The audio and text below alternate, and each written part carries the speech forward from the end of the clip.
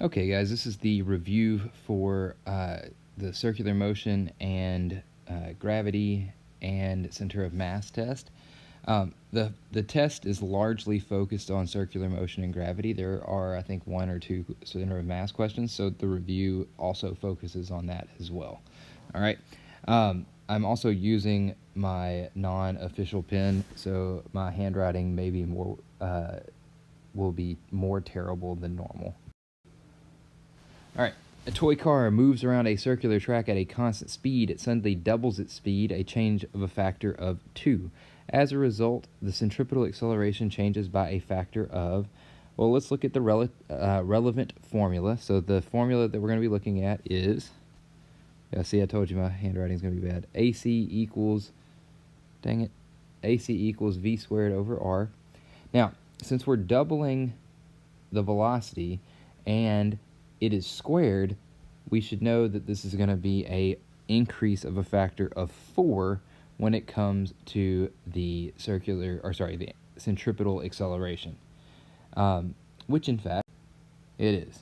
So again, because of that square, AC equals V squared over R, because of that square factor, whatever you do to the velocity, it's going to have to be squared what happens to the acceleration. So if you triple the velocity, the acceleration would be 9 times as great. If you quadruple it, it'd be 16 times as great. Notice, though, that the radius changing, if the velocity stays the same and the radius changes, it's an indirect relationship, but it's a 1-to-1. So if you double the radius, the acceleration would decrease by a factor of 2. All right, an ice hockey puck is tied by a string to a stake in the ice. The puck is then swung in a circle. What force or forces does the puck feel? Well, let's see.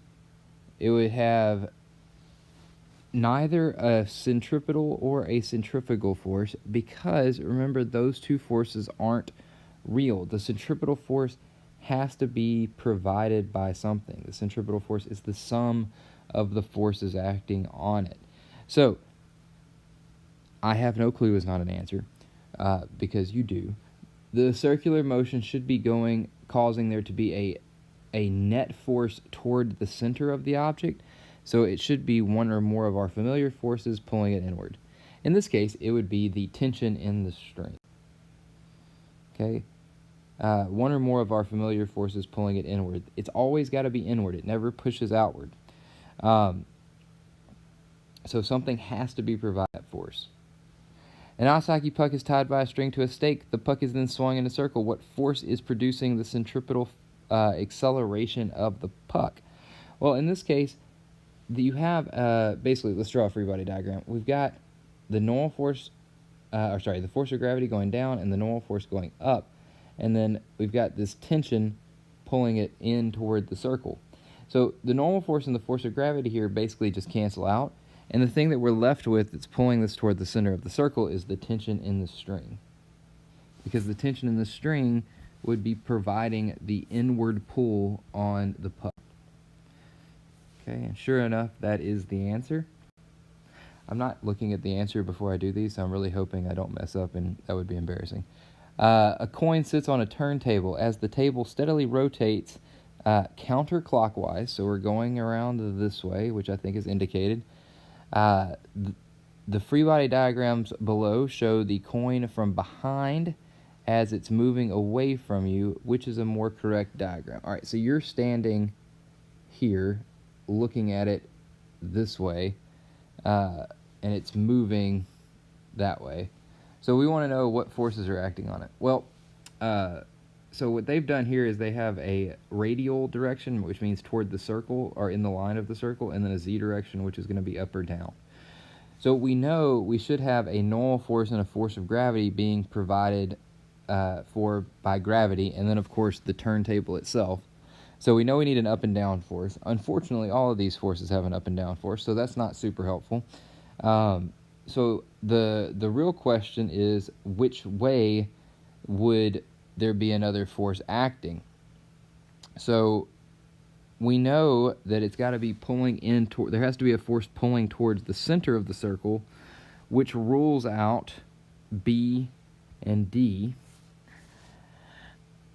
E has a force pushing outwards, but if it's moving in a circle, I don't see anything that's physically pushing on it, so it can't be E. So it's got to be either A or C. And honestly, I don't see a difference. Oh, I do. Here it is.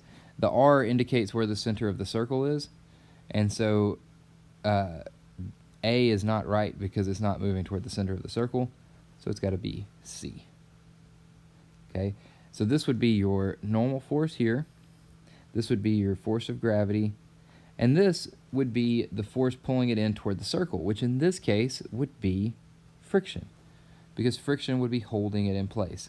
Or, you know, maybe there's like a nail holding it in place. I don't know. It didn't say. But if it's a coin sitting on a turntable, I think the assumption is that friction is holding it in place. Let's check and make sure I'm right.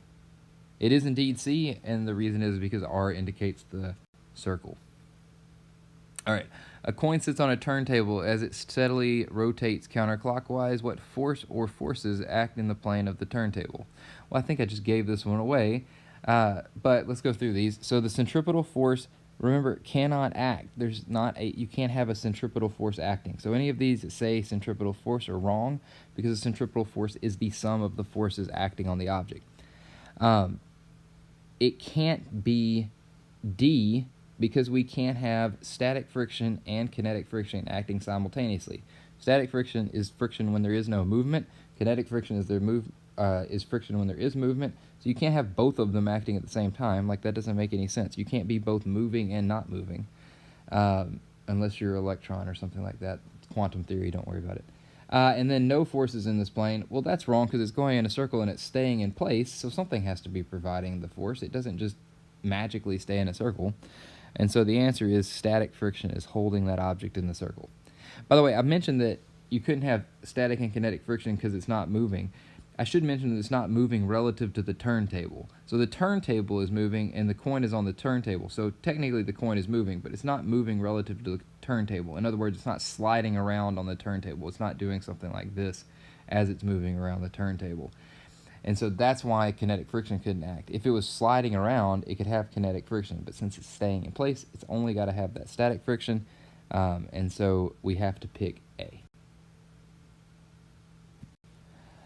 Two coins are on a turntable that steadily speeds up starting from rest with a counterclockwise rotation. Which coin flies off the turntable first? All right. So what we need to look at here is, first of all, does the mass matter? Because it seems like they are bigger than each other, right? So remember that the friction from the problem before, friction is what's going to be holding them in the circle, and that friction's got to be equal to the centripetal force. So if any point the centripetal force is greater than friction, then it should fly out. Now, friction, if you'll remember, is mu times the normal force, and so that would be equal to mv squared over r, because that's the formula for the centripetal force. Now, if we look at a free-body diagram, the normal force is directed up, and the force of gravity is directed down, and since it's not moving in the y direction, those two should be equal to each other. So normal force and force of gravity are the same, and force of gravity, if you'll remember, is mass times 10. So mu times mass times 10 is equal to mass times velocity squared over the radius. Now, here's where it gets a little bit confusing. The masses cancel. So we know that the masses don't matter. So we can't say one or two fly off differently because of the masses. All right? So what we have to look at is what happens with the radius. Now, if you're not careful, it looks like the radius is going to cause it to, the closer in it is, the more likely it is to fall off, because if you get farther and farther out, that r is going to increase, causing the force to go down. But what really happens is you got to plug in that 2 pi r over the period for velocity, because the velocity itself has a radius, or you can use omega r. Let's use omega r because it's a little bit easier to deal with. Omega r.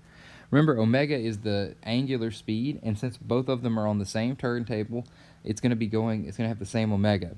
So what this becomes is mu times 10 is equal to omega squared r squared over r. And notice that this r cancels out. which cancels out that one, right? So we're left with, let's zoom out a little bit, we're left with omega squared times r is equal to mu times 10. All right, so we established here that the mass didn't matter, all right? And what we're establishing here is that as the radius increases, the force required to stay on is going to increase. So the one that will fly off first is coin number 2, but not because it's more massive, because it has a bigger radius. Okay, coin 2 will fly off first. A roller coaster does a loop-the-loop. Which of the free body diagrams shows the forces on the car at the top of the loop? Rolling friction can be neglected. So the answer would be E, because the normal force is going to be coming down and the force of gravity always comes down. The normal force is going down because the normal force is the force exacted on an object by a surface to keep it from going through the surface. So since this object is up top, the normal force has to push down to keep it from going through the object. So A is not right because there's no force pushing up on it. B is not right for the same reason. C is not right for the same reason. And D is not right because it's also got them going up and down. The only option is E. And that is, in fact, the correct answer. All right, a roller coaster does a loop-the-loop. If the minimum speed to navigate this loop is 30 meters per second squared, what is the radius of the track? So if you'll remember or reference the video I made on minimum speed, to do this you set force of gravity equal to the centripetal force, because effectively what happens is the normal force drops to 0 whenever you have the minimum speed. And so what happens is mass times 10 is equal to mv squared over r, and the m's cancel. So we've got 10 equals 30 squared over r, and we can solve for r. So the radius would be 10r equals 900, which would be 90 meters. The radius would be 90 meters. So let's check that. And sure enough, it is 90 meters. Again, note that the force the track is exerting goes to 0, and you're left with mv squared. That's what that should be. Mv squared over r is equal to mg. All right, moving right along. A 1 kilogram plane moves in a circle of radius 0.5 meters at 2 meters per second. Find the angle made between the chord and the vertical. Okay, so we want to find the angle. So let's first draw that triangle again. We've got this right here. All right. We know that it's got a radius of 0.5 and it's going 2 meters per second. So one thing we can do first is we know that the force of gravity has got to be 1 kilogram, or is 1 kilogram, so the y-axis will be 10 newtons. And so now we got to know the x-axis. So the x-axis would be what's holding it in the circle, which would be the centripetal force. So this would be 1 times 2 squared over 0.5 to figure out the centripetal force, which would be 8 newtons. Okay, 4 divided by 0.5. So we've got 8 newtons here. Now, what you could do at this point is you could find the hypotenuse if you wanted to, and you could use that to find the angle. I'm not going to worry with that. I'm just going to find the angle. So this is the opposite side. 8 newtons is the opposite side, and 10 newtons is the adjacent side. So remember that tangent theta equals opposite over adjacent. So tangent theta in this case would be equal to 8 over 10, or theta is equal to tangent -1, 8 over 10. Unfortunately, I do not have a graphing calculator to figure this out, so we will have to skip to the next slide to see what that is. But this is definitely how you would do this. So we can next slide to see what the answer is. The answer would be 38.7 degrees. Okay, and again, they did the exact same steps that I did. All right.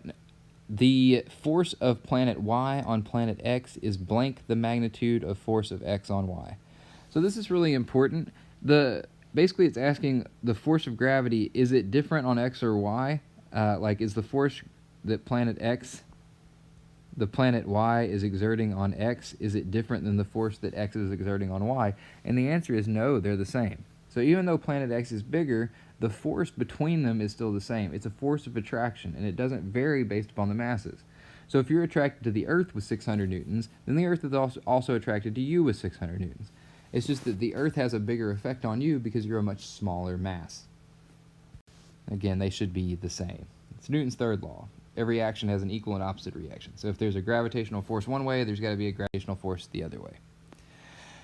All right, the gravitational force between two asteroids is 1 million newtons. What will the force be if the distance between the asteroids is double? Well, this is where the force of gravity formula comes in.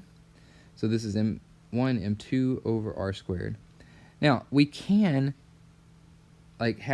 fret about the fact that we don't know their masses, or we can remember the 1 times 1 times 1 divided by 1 squared method that I showed you. And so what we would change here is the masses are not changing, but the radius is doubling, which means that the force will be 1/4 what it was originally. Since it was 1 million originally, you can multiply that by 1/4, and you would get 250,000. All right, so there's 250,000 newtons. And sure enough, that is the correct answer. All right. Next up, planet X has free fall acceleration of 8 meters per second squared at the surface. Planet Y has twice the mass and radius of planet X. On planet Y, G would be equal to. All right, so again, we're looking at the formula for G. G is the mass of our big G, mass of the planet, divided by r squared. And what we're going to do is we're going to do 1 times 1 divided by 1 squared again. We're going to change that because we have to apply it to planet Y. Y is twice the mass, so 1 times 2 over 2 squared, because it's also twice the radius. And if we do that, we get 1/2. So since the original one was 8, the new one would be 4. Because 8 times 1/2 is equal to 4. So this is basically a factor that you're multiplying or can multiply the original by. Sure enough, 4 meters per second squared. Which system has a greater gravitational force of attraction, system A or system B? All right, so what we need to do is we need to use our 1 times 1 times 1 system. So in this one, we get 1 times 2 times 2 divided by 2 squared, twice the mass, twice the mass, twice the radius, and we would get 4 over 4, which is 1. And here we would get 1 times 1 times 1 divided by 1 squared, which is 1. And so the answer would be they have the same gravitational force because they have, because despite the fact that they're more massive and they're farther apart, it is in such a way that they cancel each other out. They have the same gravitational force. Two satellites have circular orbits with the same radius. Which has a higher speed? Okay. They have the same radius, so let's check and see if mass matters. So what we're going to do, if you'll remember, is set force of gravity equal to centripetal force. So for force of gravity, we've got big G, mass of the satellite, mass of the Earth, divided by r squared, equals mass of the satellite, because when you're doing centripetal force, it's the mass of the object that's doing the moving, times v squared over the radius. Now notice what happens. The masses cancel. And so, since the masses cancel, it does not matter how much mass they have. The speed stays the same. I do want to point out, it's the mass of the satellite that cancels. The mass of the Earth is still important. I mean, if you were to somehow double the mass of the Earth, it would definitely change them. But since they're orbiting the Earth, and the mass of the Earth is not shifting from one to the other, it should stay the same. And since the masses cancel for the satellite, they should have the same speed because they have the same radius. Sure enough, they would have the same speed. Okay, so this one, two identical satellites have circular orbits. Which has a higher speed? The one with the higher speed will be the one that is closer in, but let's look at Y. So the smaller one is the one with the higher speed. Why is that, though? Well, force of gravity was equal to centripetal force, just like we looked at a second ago. And so m of the satellite, big G, m of the satellite, mass of the Earth divided by r squared equals mass of the satellite v squared over r.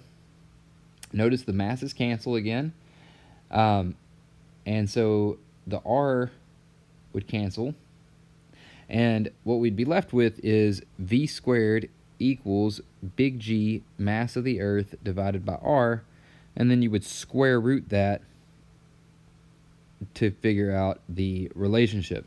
Now, notice that the r is on the bottom, so it's going to be inversely related to velocity. So as we get a larger radius, you're going to get a smaller velocity, and vice versa. If you get a closer radius, a radius that's closer in, you're going to get a larger velocity. Because that r is on the bottom, it's inversely related to v. Now, it's an inverse square relationship, so if we got 4 times closer, we would only have double the speed, just FYI.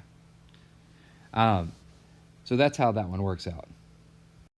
All right, so yep, we were correct. The one in the smaller orbit is the one that has the higher speed. 32. A really tiny planet named Dinky is orbiting a really tiny star named Bigger Than Dinky at a radius of 100 meters.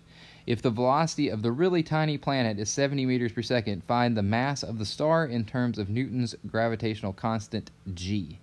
All right, so basically we're just not plugging in g is what's happening here. So we're doing the same thing we did earlier. Centripetal force is equal to force of gravity. mv squared over r, and that would be the mass of Dinky, is equal to big G m of Dinky, m of Bigger Than Dinky divided by r squared. R cancels, mass of Dinky cancels, and we're left with v squared equals big G mass of Bigger Than Dinky over r. So I'm going to multiply r up and then divide by g. So v squared times r divided by g is equal to the mass of Binky, or Bigger Than Dinky, my bad.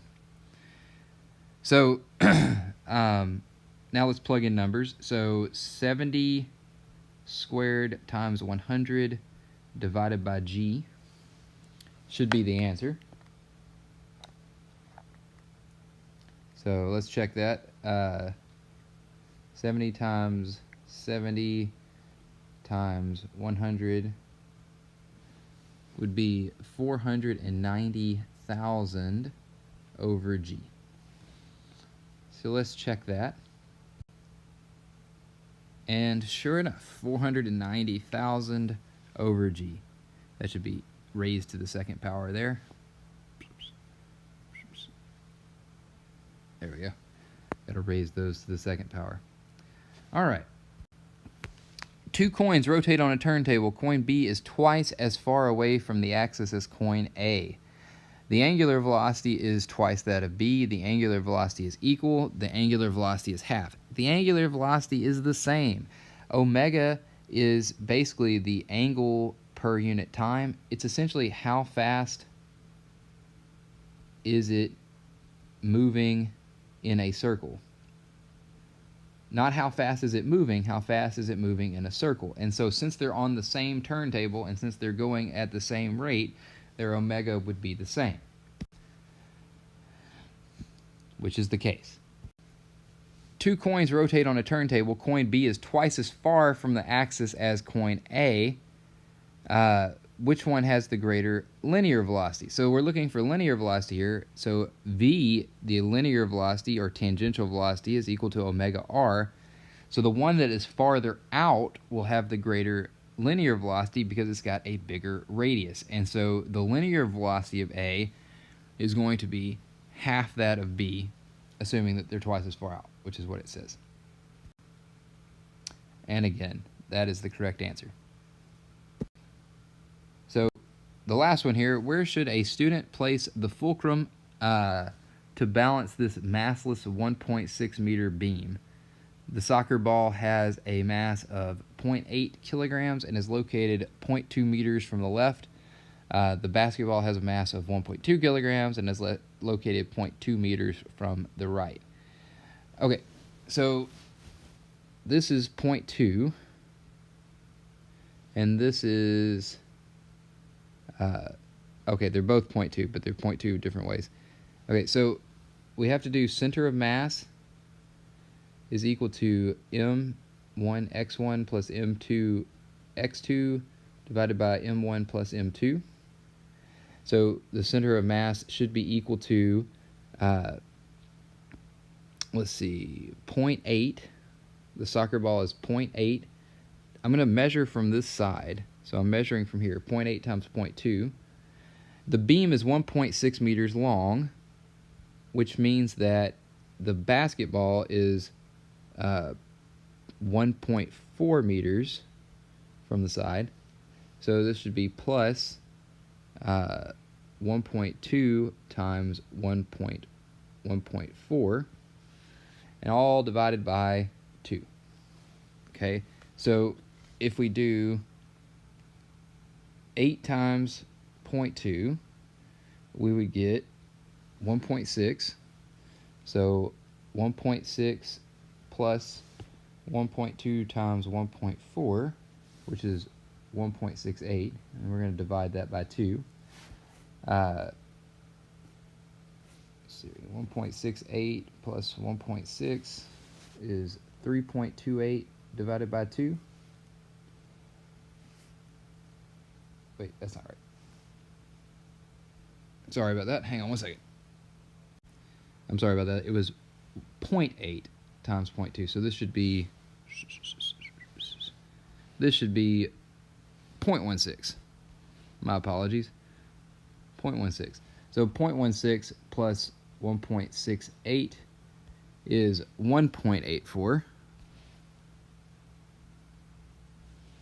1.84.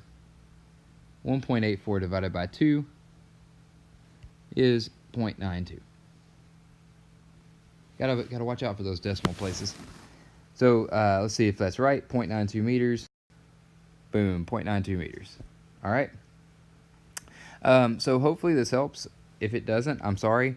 I did try. So we will go over this tomorrow in class. So if you have any questions, please feel free to let me know tomorrow when we go over it. We'll also go over the center of mass worksheet, and we will go over the